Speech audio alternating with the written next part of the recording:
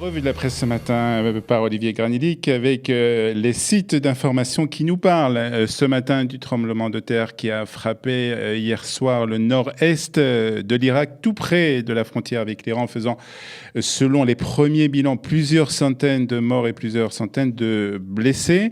Un tremblement de terre qui a été ressenti aussi en Israël, nous annonce le Ynet. Dans le nord et dans le centre du pays, plusieurs Israéliens ont senti la terre trembler, provoquant, il faut le dire, une légère panique, particulièrement pour ceux qui habitent en haut des hautes tours de Tel Aviv. Plusieurs personnes sont rapidement descendues des tours résidentielles, c'est ce qu'a déclaré une habitante de Tel Aviv. Il faut signaler en tout cas, et le Ynet nous le rappelle ce matin, qu'aucun dégât ni blessés ne sont à déplorer en Israël. Et toute la presse, bien entendu, revient ce matin sur la tension dans le sud du pays avec le Premier ministre Binyamin Netanyahou qui a averti hier que Israël répondra à toute attaque lancée contre lui, indépendamment de qui en est l'origine.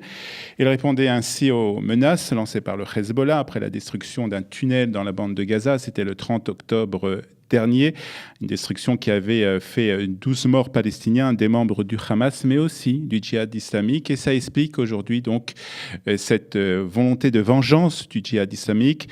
Nous adopterons une position déterminée face à ceux qui tentent de nous attaquer ou qui nous agressent depuis n'importe quel secteur, a déclaré Binyamin Netanyahou au début du Conseil des ministres hebdomadaire hier à Jérusalem. Je rappelle que samedi déjà, le général Yoav Mordechai, à la tête du bureau de liaison du ministère de la Défense avec les Palestiniens, avait publiquement averti dans une vidéo diffusée sur les réseaux sociaux que le djihad avait averti le djihad islamique de ne pas tenter de riposter après la destruction des tunnels. Et la réaction, justement, du djihad islamique ne s'est pas fait attendre, précise le Yedot Aharonot. Un porte-parole du mouvement terroriste a déclaré hier que les menaces israéliennes contre les dirigeants du Hezbollah constituaient un acte de guerre, une déclaration de guerre, plus exactement. Et donc, ils ont juré de continuer à essayer de mener une attaque de représailles contre Israël. Et il y a quelques minutes seulement, on a appris qu'un responsable du djihad islamique en Judée-Samarie a été arrêté, un haut responsable du djihad islamique a été arrêté cette nuit par les forces militaires de l'armée israélienne. Voilà ce qu'on pouvait dire, en tout cas ce qu'on dit ce matin dans la presse israélienne sur ce sujet. Et puis un autre sujet aussi important dans la presse israélienne de ce matin, c'est un accord, et c'est le Haaretz qui nous l'annonce, un accord que les autorités israéliennes se disent un peu déçus de cet accord, un accord signé entre les États-Unis, la Russie et la Jordanie.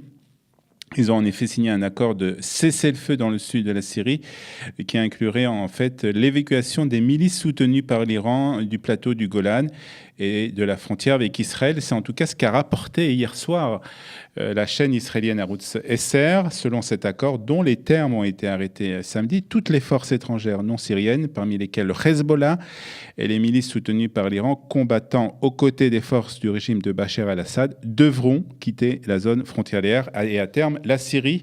C'est ce qu'indiquait la chaîne israélienne citant un responsable américain. Mais il n'a pas été précisé pour le moment à quelle distance de la frontière les miliciens seront autorisés à stationner, ni à quelle date ils devront s'exécuter. Selon le Haaretz, en tout cas, les milices iraniennes seraient repoussées à seulement 5 km de la frontière avec Israël. Le Premier ministre israélien Binyamin Netanyahou s'était déjà opposé à un accord de cessez-le-feu dans le sud de la Syrie. Binyamin Netanyahou avait déclaré à l'époque que maintenir l'Iran à 20 km ou à 5 km de la frontière israélienne ne suffisait pas à s'attaquer aux objectifs de Téhéran qui cherche à consolider sa présence en Syrie avec notamment le projet d'établir des bases navales et aériennes dans cette région.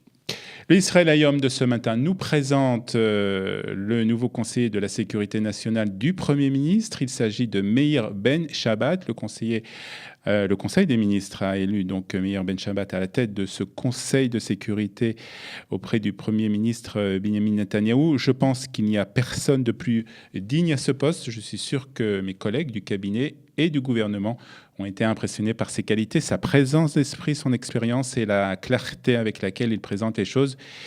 il donne son avis, il va tout droit au but. C'est ce qu'a déclaré Benjamin Netanyahou pour présenter Meir Ben Shabbat lors de son discours qu'il a prononcé donc hier au cabinet de la sécurité. Meir Ben Shabbat, 51 ans, il est marié, père de 4 enfants.